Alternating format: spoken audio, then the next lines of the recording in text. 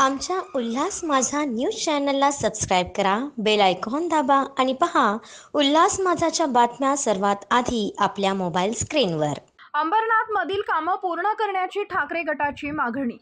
अंबरनाथ शहरातील नागरिकांना भेडसावणाऱ्या समस्या दूर कराव्यात, अर्धवट अवस्थेत असलेली कामं पूर्ण करावीत, घंटागाडीची संख्या वाढवून शहर कचरामुक्त करावे आदी मागण्यांकडे शिवसेना ठाकरे गटानं महानगरपालिका प्रशासनाचं लक्ष वेधलंय.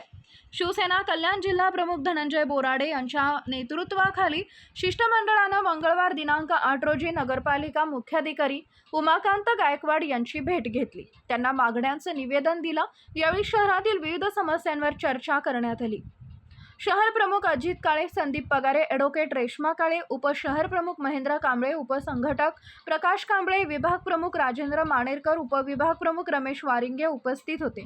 साथीचे आजार पसरू नयेत म्हणून नियमित औषध फवारणी तसेच बंद पडलेली धूर फवारणी सुरू करावी, पावसाळ्यापूर्वी नालेसफाई करावी. शहरात पुनर्विकासाच्या नावाखाली अनेक ठिकाणी बांधकामं सुरू आहेत. यात मंजूर विकास आराखडा धाब्यावर बसवून कामं केली जात आहेत. यावर कारवाई करावी, अधिकाऱ्यांची समिती नेमावी, लोकनगरी संकुलात नादुरुस्त मोडकळीस आलेल्या पाण्याच्या टाकीची तपासणी करावी, पहिली महिलांची व्यायामशाळा बंद असून तिथं नव्यानं साहित्य बसवून पुन्हा सुरू करावी, खराब रस्त्याच्या दुरुस्तीला प्राधान्य द्यावे आदी मागण्या मुख्याधिकारी गायकवाड यांच्याकडे करण्यात आल्या. अंबरनाथ शहर शाखेच्या वतीनं आज एक शिष्टमंडळ मुख्याधिकारी आणि तहसीलदार यांना भेटलेले आहे. मुख्याधिकारी यांच्या लक्षात आणून दिलं की जूनमध्ये पावसाळा सुरू होणार, त्यापूर्वी पावसाळ्याची नाली सफाई व्यवस्थित झाली पाहिजे. जी सध्या परिस्थिती आहे मग ती कल्याण अंबरनाथ पूर्वकडून पश्चिमकडे जाणारा भुयारी मार्ग तो ओपन केल्यास रस्त्यासाठी सुखकर होईल, त्याच्याबरोबर पाण्याचा निचरा पण होईल. त्याचबरोबर नगरपालिकेने 12 फूट भिंत बांधली, त्यामुळे बी केबिनमध्ये परिसरामध्ये पाणी निचरा होणार नाही, पाणी तुंबू शकतं. अगोदर समस्या आहे, त्यात समस्या वाढू शकते. लोकनगरी येथे असलेली टाकी भयानक परिस्थिती आहे, डेंजर आहे, पडल्यानंतर अपघात होऊ शकतो. कित्येक वर्षापासून ती बांधलेली आहे. गंमत म्हणजे अजून मुख्याधिकारी यांना माहीत नाही की त्या टाकी बांधली कोणी, नगरपालिकेने बांधली, MJPने बांधली का त्या लोकनगरीवाल्याने बांधली. ते आज मुख्याधिकाऱ्यांसाठी मी व्हेरीफाय करतो. आम्ही त्यांना वेळ दिली, 8 दिवसात ते व्हेरीफाय करतील, त्याच्यात तातडीने कारवाई करतील. त्याचबरोबर कचरा उचलला जात नाही, त्यामुळे कचऱ्याचं साम्राज्य आहे, घाणीचं साम्राज्य आहे, हे त्यांनी मान्य केलेलं आहे. ही सुदैव की आपल्याला त्यांनी मान्य केलेलं आहे. आणि दुर्दैव असं की अंबरनाथकरांचं की कचऱ्याचं साम्राज्य आहे ते त्यांनी मान्य केलेलं आहे. ते लवकरात लवकर संपवा, कचरा उचलला पाहिजे, त्याचबरोबर सेपरेशन झालं पाहिजे.